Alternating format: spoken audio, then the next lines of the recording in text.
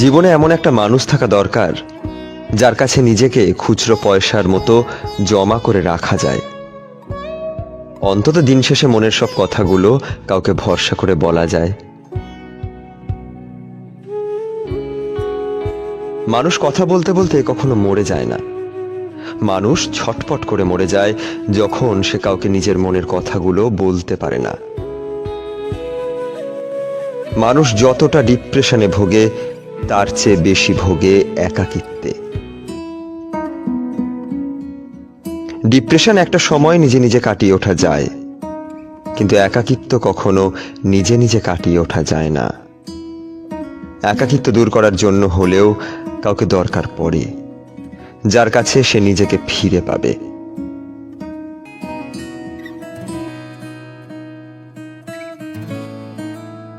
চুপ করে থাকা মানে এই নয় যে ভালো নেই, মাঝে মধ্যে কথা বলতে ইচ্ছে করে না।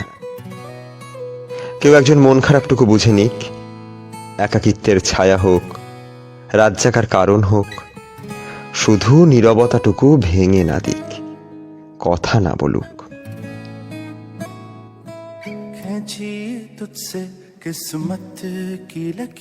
প্রচন্ড ডিপ্রেশনে মানুষ একজোড়া ভরসা পাবার মতো হাত খোঁজে, একটা বিশ্বাস করার মতো মন খোঁজে। কারণ সে চায় যত খারাপ সময় আসুক না কেন, কেউ একজন তাকে বলুক, ভয় নেই, আমি তো আছি, আছি আমি।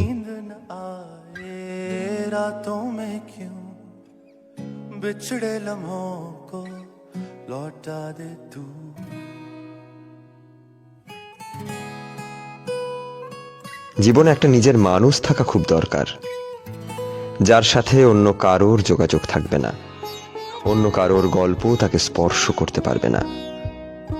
মানুষটা থাকবে একান্তই নিজের।